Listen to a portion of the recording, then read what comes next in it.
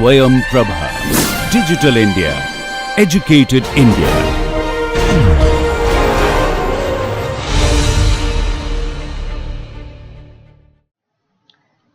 Hello learners.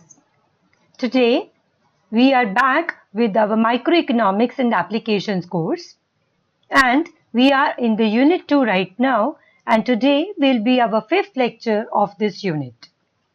I am the course coordinator as well as the presenter of this lecture, and my name is Dr. Aparna Samudra. So learners, let's go ahead with what we have to learn today.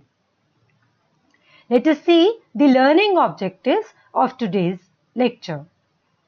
Today, we will be understanding that what is the effect of change in price on consumer equilibrium. Thereafter, we will understand the derivation of demand curve from the price consumption curve. And then a very interesting concept we will be doing, that is, we will separate the income and the substitution effect from the price effect. Just a small recap of what have we done in the previous lecture. We had in the previous lecture talked about that how when we are talking about the consumer equilibrium in the indifference curve approach, how a change in income brings a change in the budget line, and once the budget line changes, the consumer goes to a higher indifference curve or a lower indifference curve depending on what is the direction of the change in income. And with the point where budget line and the indifference curve are tangent to each other, that becomes the consumer equilibrium. So when we join all these points with the various levels of income, the consumer equilibrium is there. That curve we have defined as the income consumption curve. Today we will be seeing that how does the change in price of a good has an impact on the consumer equilibrium. So let us go ahead with that. As we all know that we had derived the budget line. What was the budget line? Budget line showed us that with the given income of the consumer and the prices of the two goods in question, how much a consumer can purchase of two commodities. So all those combinations of two goods with the given price level and the money income of the consumer which are affordable to the consumer are put on a budget line. Now if there is a change in income, we have already seen that the budget line shifts outside or it shifts inside. Today we will be focusing on that what happens if there is a change in the price of the goods in question. For example, if one price of one good changes, then what happens to the budget line and then what happens to the consumer's equilibrium. Let us say that we have two goods in question. One is X and other is Y. If there is a change in the price of X, whereas the price of Y remains unchanged. Let us say that a consumer is buying two goods X and Y. Price of X changes, whereas the price of Y remains constant or it does not change. Also, the money income of the consumer does not change. Now, because out of the three variables which we use to derive a budget line, one of them is changing, this would mean that there is going to be a change in the budget line. How will it change? If we are saying that if we are measuring your price of X on the X-axis and we are measuring price of Y on the Y-axis. Now X has become cheaper, Y has not. This means that this particular consumer with the same money income will be able to buy more of X. Right? Therefore, the budget line will shift from on the X-axis. There will be not a change in the Y-axis, but there will be a change on the X-axis.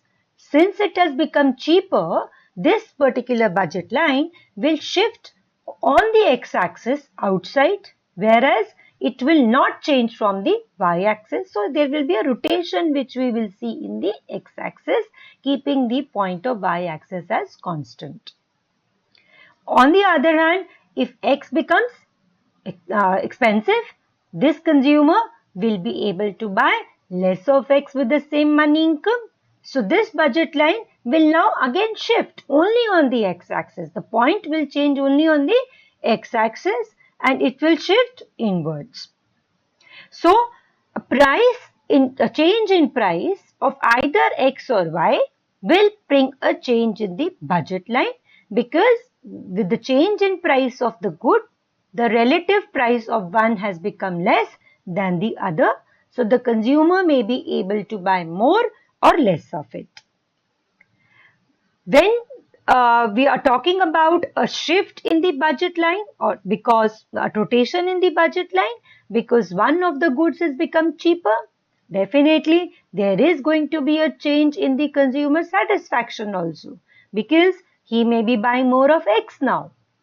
So he moves to another level of indifference curve. This means that there will be a consumer equilibrium with the new budget line and a new indifference curve. So when we join these consumers' equilibrium, which are changing because there is a change in the price of commodity, the curve that we draw is called as price consumption curve.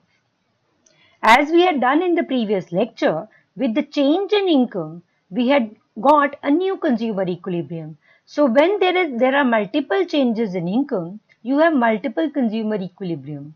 So when you join all these consumer equilibrium, the curve that you get is called as income consumption curve. But here what is changing, learners? Here price of the product is changing, because of which there is a change in consumer equilibrium. So when you join all those points with the new consumer equilibrium, which has happened due to change in price, that curve is called as price consumption curve. So how can we define price consumption curve for a good X? We say it is the locus of consumer equilibrium points resulting only from the changes in the price of a single good X. That is, if we are talking about price consumption curve of good X, we say it is a curve which we get by joining all the consumer equilibrium points which have happened or which have taken place because the price of only X has changed. Now, let us see this graphically, whatever we have said till now. Let us say we are taking again two goods X and Y. BL1 is the original budget line of the consumer, and this curve that we see is showing your indifference curve. We have already talked about that. How do we get the equilibrium of the consumer? We say it is the point where the indifference curve becomes tangent to the budget line. So we see a consumer equilibrium here as well. Right. Now let us say the price of X decreases. Price of X decreases or X becomes cheaper. As I told you, since price of Y is not changing, it is only that the price of X is changing, this budget line BL1 will shift. How will it change? It will now, we say, rotate only on the x-axis. Why? Because price of Y has not changed. So, consumer with this given money income can buy maximum of the same Y as he was buying earlier. But because X has become cheaper, with the same money income, this consumer will be able to buy more of X. Therefore, we see that the budget line is shifting from BL1 to BL2 on the x-axis, indicating that with the same money income and with the same price of Y, because X has become cheaper or the price of X has declined, the consumer is able to buy more of X. Now, to this particular BL2, there will be a indifference curve. Let us say Earlier the indifference curve was U1. Now the consumer moves to a higher level of utility, higher level of satisfaction indicated by this indifference curve U2. And earlier the consumer was the tangency of U1 and BL1, or the consumer equilibrium was at point A, where he was buying XA amount of this good. Whereas because X has become cheaper, this consumer's new equilibrium is at point C, where there is a tangency between U2 indifference curve and BL2 budget line. And how much of X he is buying? He is buying XC amount of units of X. What does it show? That with the fall in price of X, this consumer is buying more of X. Budget line has shifted outside and this consumer is going to a higher level of satisfaction. So this has been the change in effect of change in price of X on the consumer equilibrium. When we join these 2 points, A and C, what is A? A was the initial consumer equilibrium at the original price of X. C is the consumer equilibrium with the decreased price of X. So when we are joining these 2 new consumer equilibrium, this line, yellow line that we get is called as your price consumption curve. Again, this particular figure which is there on your screen is showing you multiple decrease in price of X and multiple consumer equilibriums. I will explain this once again, because once you understand the concept of price consumption curve, then you will be able to understand that how we can derive a demand curve from the price consumption curve. So I'm repeating this for you. Let us say that the initial budget line was B1 and we are measuring units of good X on the X-axis and expenditure on other goods on the Y-axis. The price of X has declined, so we move from B to B1. Okay, now please see this very carefully, that whatever the change in the budget line is happening, it is only happening on the X-axis where we are measuring the units of good X and not on the Y-axis. Why is it? Because we are talking about a change in price of X only. Okay, and in this case, we are considering that the price of X is falling. So as and as the price of X falls, we move the budget line from B1 to B2, B2 to B3, B3 to B4, showing that X is becoming cheaper. Corresponding to each of these budget lines, we are seeing there are various indifference curves, I1, I2, I3 and I4. Let us say this particular I1 curve is becoming tangent to your B1 at point A. What does it show? It shows the consumer equilibrium at that level of price. When the price decreases of X, you move to B2. Of course, there will be another indifference curve showing a higher level of satisfaction. Tangency comes at point B. So this is the consumer equilibrium again, new consumer equilibrium. Similarly, C is another consumer equilibrium with the new change in price of X. D is another equilibrium. When we join all these points, which points? A, B, C and D, the curve that we get is called as price consumption curve. So what is the price consumption curve? We say it is the locus of all these points. Of which points? The points of consumer equilibrium which have changed because the price of X has changed. Right. So price consumption curve for good X is therefore the locus of the consumer equilibrium points resulting from the change in price of the good X. Now, our next intention is to derive the demand curve from this price consumption curve. Learners, what is a demand curve? Demand curve gives you relationship between the price of a good and its quantity demanded. And what type of a relationship do price and quantity demanded have? They have an inverse relationship or a negative relationship, saying that when the price is high, the quantity demanded is low, right? And when price falls or price decreases or price is less, the quantity demanded is more. Okay, so we will derive the demand curve from this price consumption curve. Let us see how it is done. If we see the first panel of the graph or the figure which is there, we have taken the price consumption curve, which is shown by this blue line. A, B, C, D are the various consumer equilibriums corresponding to a change in price of X. Okay, if you see the second panel, what are we taking here? We are taking on the y-axis price of good X. And what are we measuring on the x-axis? Units of good X. Right? What does this point A represent? A represents that how much of a quantity of X we are buying at this particular price level P1.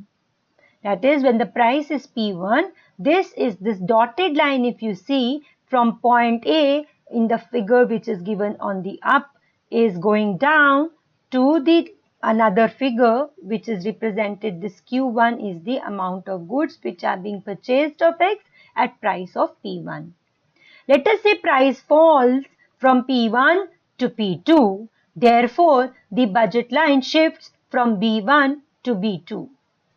We go to a new consumer equilibrium given by small b, and it represents the amount of quantity which this person or consumer is going to buy at a reduced price. So what is the quantity? Quantity is being bought as Q2. So this Q2 quantity is being corresponding to P2 price. So what do we see here? That when price has fallen from P1 to P2, the demand has increased from Q1 to Q2.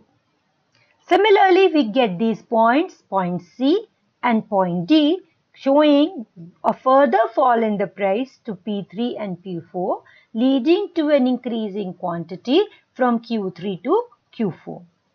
When we join these points, that is point A, point B, point C and point D, we get the curve which is called as the demand curve. What does it show? This demand curve is showing that when the price of the good X falls from P1 to P2 to P3 to P4, the quantity demanded or the units of good X increases from Q1 to Q2, Q2 to Q3, Q2 to Q4, showing that a fall in price leads to an increase in quantity demanded. So various consumer equilibriums represented by A, B, C and D can be used, or this price consumption curve can be used to derive the demand curve, which gives an inverse relationship between price of good X and its quantity demanded. This is very similar to what we did in the previous lecture, where from the income consumption curve, we had derived the angles curve, which showed that at various levels of income, what is the quantity which is being bought of that particular good. So this is how you derive a demand curve from the price consumption curve. Now moving on to the next topic of this lecture is the substitution effect and income effect. Let us learn that what are these two effects. What we have been talking about till now is that what happens to the consumer equilibrium if the price of the good of one particular commodity or good decreases. We just saw in the price consumption curve that with the fall in price of X, the consumer went to a higher level of satisfaction because he could afford more of X. Also from the price consumption curve, we derived the demand curve, which again gave a negative relationship or an inverse relationship between price and demand. Now, but why does this happen? Why does this happen? Now whenever there is a decline or a decrease in price of a good, we say two things are going to happen or two effects are going to take place. One, the price of the good, this X has reduced. This means X has become cheaper compared to the other goods in question. Let us say this consumer was buying X and Y. Price of X has decreased. Price of Y has not changed. This means compared to Y, X has become cheaper. So consumer will definitely like to substitute the cheaper good for more expensive good.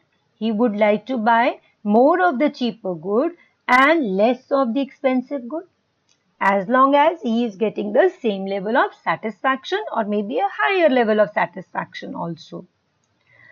Other thing which is going to happen is that because the price of one good has decreased, with the same money income, this consumer's purchasing power will increase or his real income will increase.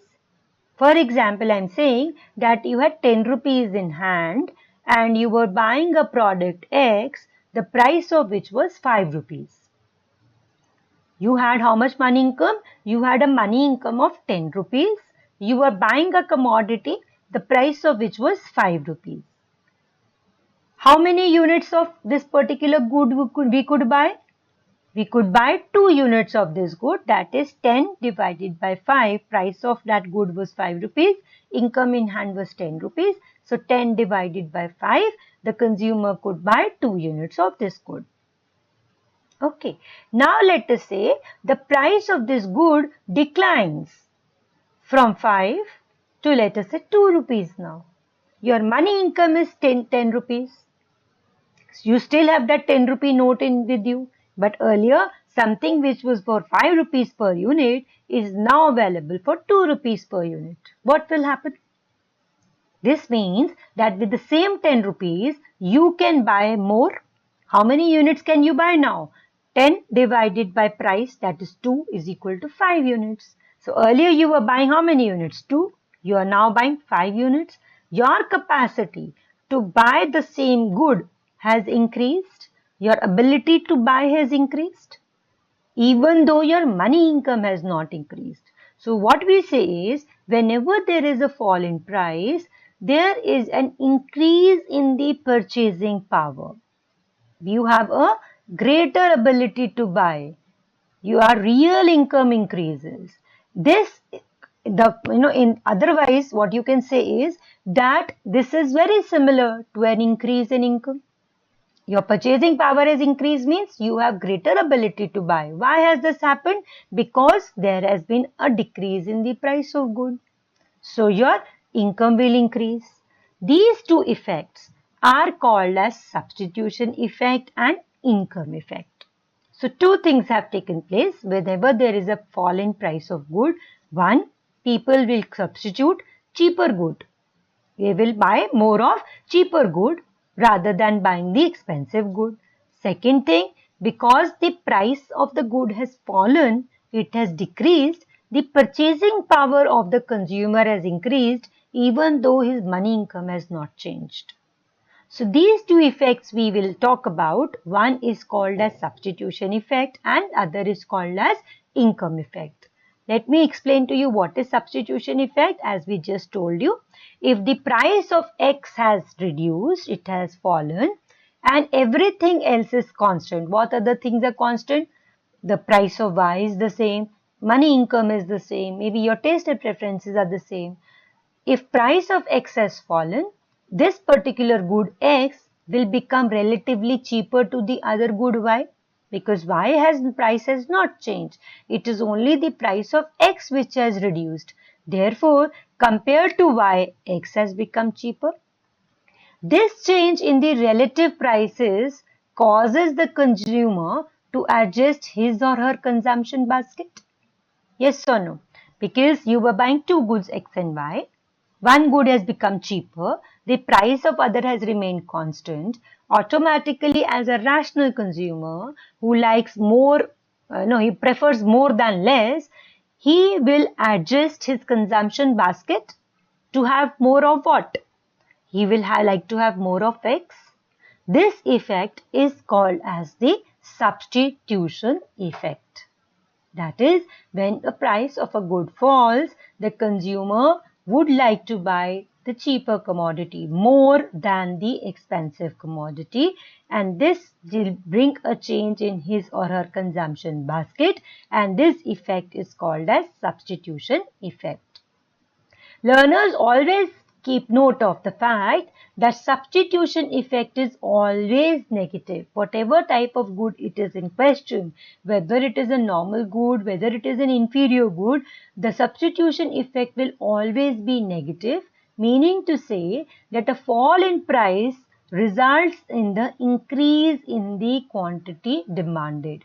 That is, when the price of X has decreased, the quantity demanded of X has increased. That is, they are going in an opposite direction. Therefore, substitution effect will always be negative. The other effect we had said is the income effect. What is income effect? As we had said that if the price of X reduces, if the price of X decreases or it falls, the purchasing power of the consumer will rise.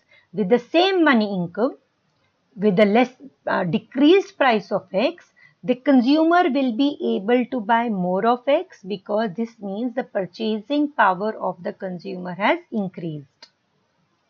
So this particular rise in the purchasing power is called as income effect.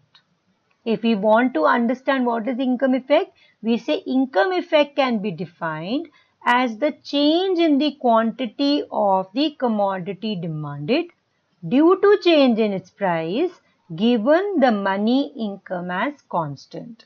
That is, income effect is saying that even though the money income is constant, there is an increase in the quantity demanded of the good because the price has changed, which has led the consumer to have a greater purchasing power. So, the change in the real income or the purchasing power which is taking place due to the change in price of the good, which leads the consumer to buy more of this product X, is called as the income effect. Now, income effect, unlike the substitution effect, may be negative or may be positive. It will be negative in case of normal goods and it will be positive in case of inferior goods. Now, so what we are trying to say is that ultimately the price effect is equal to substitution effect plus income effect. What is price effect? Price effect is basically saying that when the price of a good changes, there is a change in its quantity demanded. If a price, let us say if the price of X is falling, there is an increase in the quantity demanded of X, that how much the quantity demanded changes due to the change in price is called as price effect. And this price effect has taken place, that is the increase in quantity demanded due to a fall in the price has taken place due to substitution effect and income effect. So we say price effect is equal to substitution effect and income effect. Now let us understand this particular income and substitution effect in case of normal goods graphically. We have taken this BL1 is your budget line. This is an indifference curve. The consumer U1 is the indifference curve. The consumer is at equilibrium where U1 becomes tangent to the budget line BL1. Where is this point? This is the point A. So this is the initial consumer's equilibrium at point A, where he is buying XA amount of this good X. Now we are trying to understand that what happens to the demand when the price of X declines. We have seen that when the price declines, that the quantity demanded will increase. Now what we are trying to do graphically is we are trying to decompose, or we are going to separate that out of this price effect, how much has happened because of substitution and how much has happened because of income. So that's what we are doing it graphically. So this is the initial situation. Let us say the price of X decreases. What will happen? Your budget line will rotate on the x-axis. So you see a new budget line BL2. There is no change from the y-axis, but on the x-axis, this particular line has shifted outside. So from BL1, we are getting a new line BL2. There will be a new indifference curve U2, which becomes tangent to your new budget line BL2. What point it is becoming tangent? It is becoming tangent at point C, showing that this consumer at the new situation, new equilibrium situation, is buying how much of X? He is buying XC amount of X. So what do you see? With the fall in price, there is an increase in quantity demanded from XA to XC. So this increase in quantity demanded due to fall in price of X is called as what? It is called as price effect. Okay, so what is price effect? It is the increase or the change in quantity demanded due to the change in price. So we had said that price effect, why is this increasing quantity demanded taking place with a fall in price? We said it is because of two things. One, X has become cheaper, so it will be the expensive good will be bought less and it will be substituted with cheaper good X. Also, with the fall in price of X, the purchasing power of this consumer has increased. So let us see this graphically, both these effects, income and substitution effect. Okay, now in order to decompose or separate these two effects from the price effect, what we do is we draw an imaginary budget line BLD. That is, we try to see if the consumer with a fall in price was kept on the same indifference curve or the initial or the original satisfaction level of U1, how much of X he would have bought. Okay, what we are doing is we are drawing a parallel budget line to the new budget line in such a way that it is becoming tangent to the original indifference curve U1. This blue dotted line BLD is what we call as your compensated variation, or this is an imaginary budget line showing that we are keeping the price ratio same. We are keeping because it is becoming tangent means the price ratio is the same. So when the price ratio is the same and consumer goes back to the original level of satisfaction, even though the price of X has declined, how much of X he is buying extra? You see that this consumer is going to shift from point A to point B. Why is it? Because U1 is becoming tangent to the new budget line BLD at point B. Right? So this consumer is going to buy how much of this good? More XB. So his consumption, even though he is on the same indifference curve, he is on the same indifference curve because X has become cheaper, and we have seen that he is going to buy more of X. You see this? He buys more of X and he is reducing the quantity of Y. This effect is called as the substitution effect. That is, he is buying more of the cheaper commodity X and reducing the consumption of the Y whose price has not changed or relatively which is expensive compared to X. This we have done by keeping the consumer at the original level of satisfaction by drawing a budget line tangent to the new budget line. Budget line parallel to the new budget line. BLD is the new budget line which is just parallel to this line. Okay. But actually this will not happen. What is going to happen is that the consumers Real income is also going to change with the fall in price of X. Therefore, the consumer is going to move from this point B on the original indifference curve to a higher indifference curve U2, and his equilibrium will be at point C. So the movement from B point to C point is called as the income effect.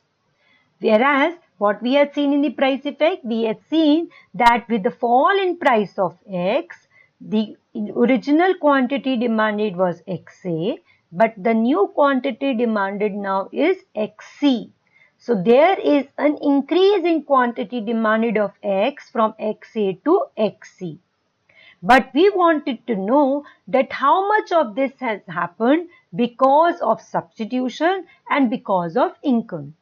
Substitution means we wanted to see that if the consumer's income is still the same, but X has become cheaper, how much of X he will buy by giving up how much of Y. Okay, so you saw that we drew a parallel budget line to the new budget line BL2. We drew a parallel budget line BLD, which was becoming tangent to the original indifference curve U1 at point B. That is, you are keeping the consumer at the same level of satisfaction and just trying to check that how much of X he is going to buy more.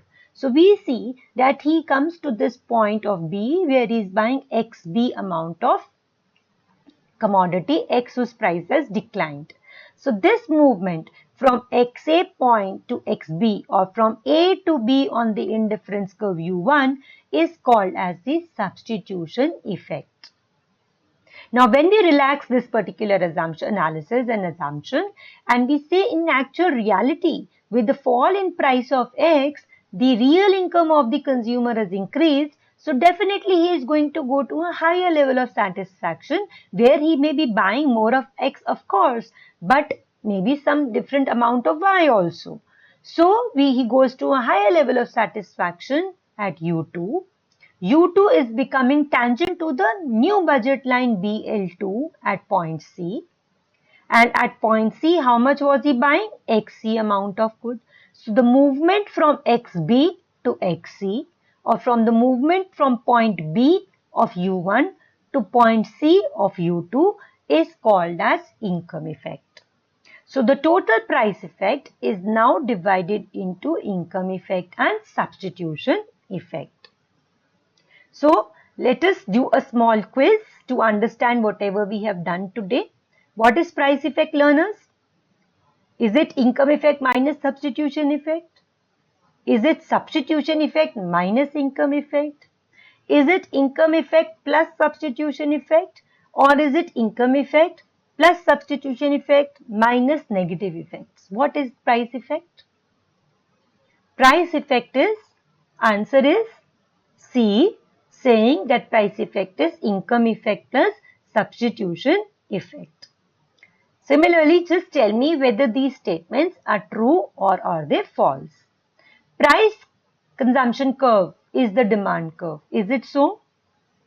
No, it is not. What is PCC? Price consumption curve is just joining the points of the new consumer equilibrium which has happened because the price of a good has changed. Then price consumption curve shows the change in consumer equilibrium due to change in price of the commodity. Is it true or false? What does price consumption curve show? It shows the change in consumer equilibrium due to the change in price of the commodity. Is it true or false? It should be true.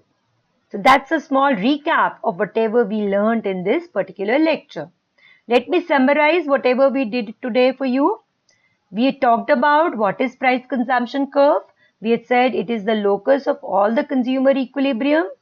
Why we get it? Because there is a change in price of X, other things remaining constant. Then we had said that the total effect of the price change, which we called as price effect, is divided in two types of effects, substitution effect and income effect. And then we said that price effect is equal to substitution plus income effect, Why? Because substitution effect tells you how much of a cheaper commodity will be bought more compared to the expensive commodity. And income effect tells you what? It tells you that how much more real income change in the purchasing power happens, and because of that how much more of a good is being bought by the consumer. So I hope you enjoyed this lecture, and this is all we had to do in your indifference curve approach, where we understood what is indifference curve, what are the properties, what is a budget line, and how do we draw a consumer equilibrium. And then we also saw that what impact does a change in income and the price of a good has on the consumer equilibrium. In the next lecture, which will be the last lecture of this unit, we will be talking about the revealed preference theory. Till then, happy learning.